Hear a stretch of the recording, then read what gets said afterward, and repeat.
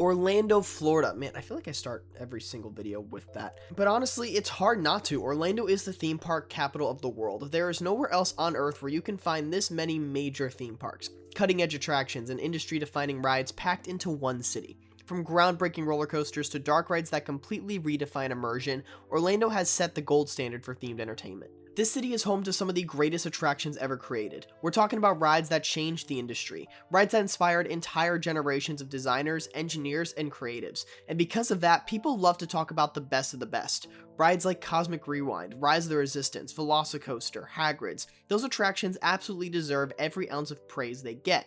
But here's what people don't like to talk about.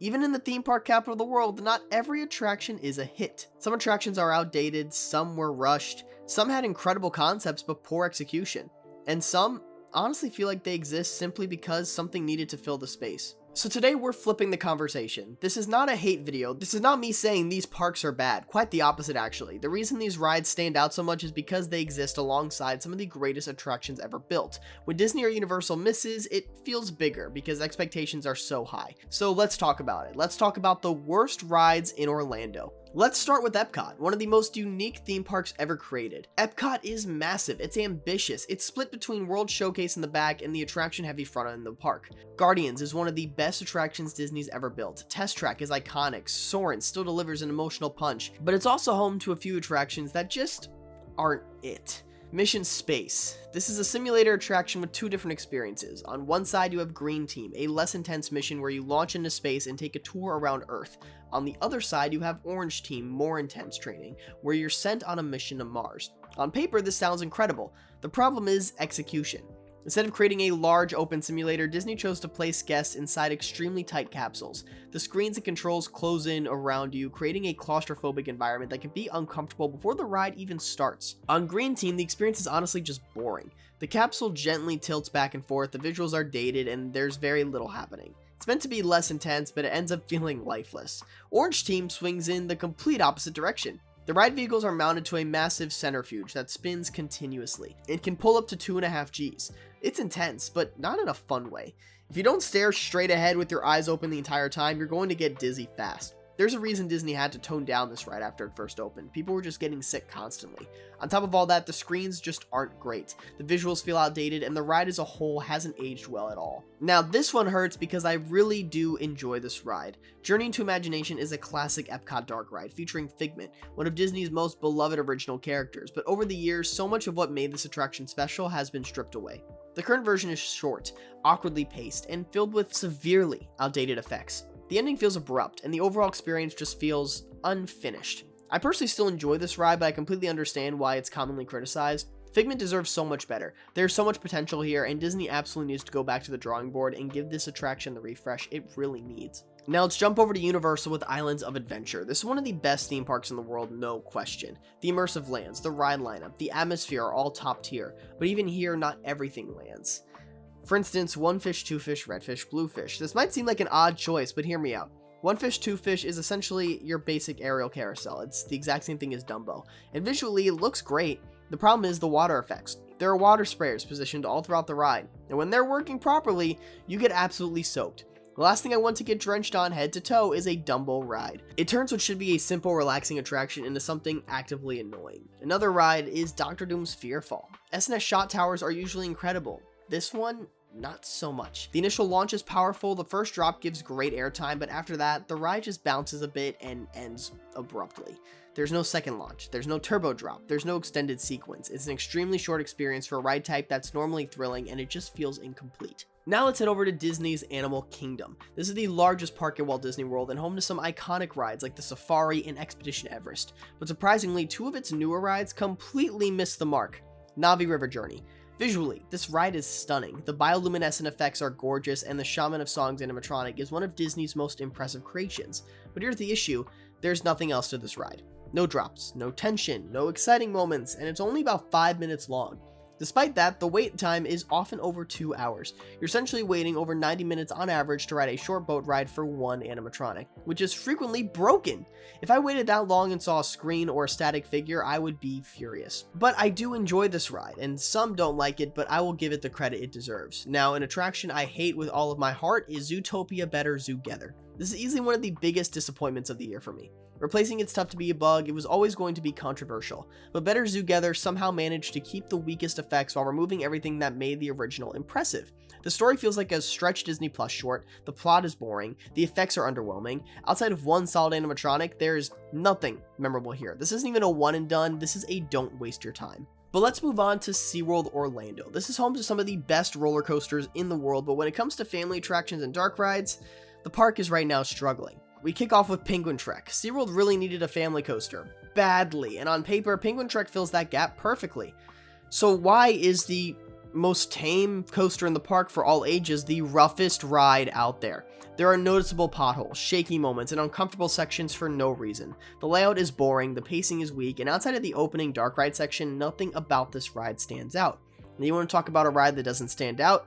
Look no further than Expedition Odyssey. I've been saying for years that SeaWorld needs more dark rides, and Expedition Odyssey had so much potential to be that. Instead, it's a flying theater, which isn't necessarily a bad ride system, it was just the execution of this technology was so poorly done. There's such poorly stabilized footage that looks terrible on such a massive screen. The footage is grainy, shaky, and clearly not made for the scale. You can even see the failed digital stabilization around the screen. And that queue, let's not even go there. I'm very much looking forward to seeing their new dark ride. I feel like that's going to fill in the gap perfectly and give SeaWorld an amazing dark ride. There's so much potential with that ride system, but right now, I sure hope it's better than their recent products. Now we head over to Universal Studios Florida, and I feel like this park isn't bad, it's just extremely mediocre. Let's start with Race Through New York starring Jimmy Fallon. This ride is funny, I don't dislike it, but it should be much better. Built in the late 2010s, it somehow feels less advanced than a lot of the other simulators that have been made recently. It's charming, but just technologically unimpressive. Another ride like that, Despicable Me Minion Mayhem. The exact same kind of ride system with slight differences. Great story, poor execution. The simulator tech is outdated, the motion is rough, and it desperately needs a full replacement. I love the on-ride video, but man, that simulator system has got to go. Another ride to bring up is VillainCon Minion Blast. I do enjoy this ride, but standing in line to stand is never ideal. The only reason it works is because the wait is usually under 5 minutes. If this ever averaged over 30 minutes, it definitely wouldn't be worth it. But I do like a lot of the tech featured on this ride. And then finally, the Simpsons ride. There really isn't much to talk about, it's just extremely dated, and that's really it. Now, a park that I actually won't spend much time on is Hollywood Studios, because this park is easily the best of when it comes to Disney rides. It is stacked with elite attractions, but alien swirling saucers.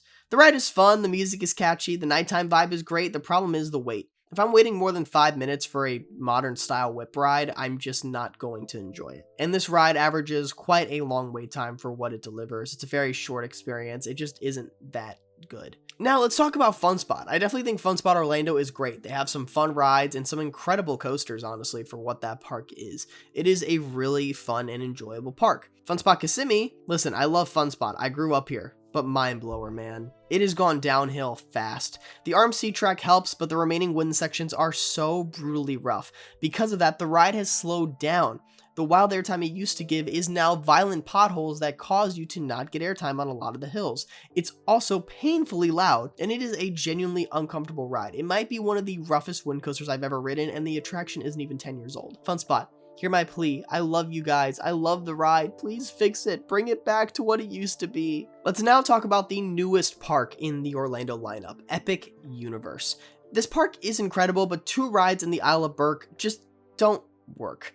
Fire Drill. It's a mock splash battle, which isn't necessarily a bad ride. I think it'd be much more enjoyable if it wasn't 4 turns. They clearly had a leftover small plot of land and said, what could we throw in here? The ride could be so much better, but the execution is so bad. Another ride is Dragon Racers Rally, which I think is actually a really great ride, but the ride cycle itself is too short, and the seats are too stiff. This ride is meant to have you flip upside down numerous times if you really are trying to. On Racer Rally, you have to put every ounce of effort inside of you to get a single flip.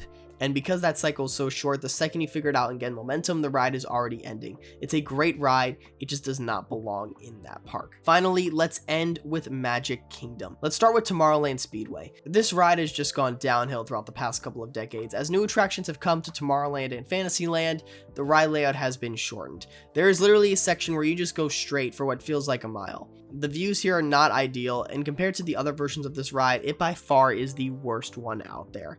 It's sad to see the decline of this ride because I thought it was great, but man, it is a sad ride nowadays. Another ride I have to bring up is It's a Small World. Disney World easily has the worst version of this ride, and the ride itself is great, but that indoor facade is just sad compared to the others across Disney parks worldwide. And the ride experience, man, it needs the most help.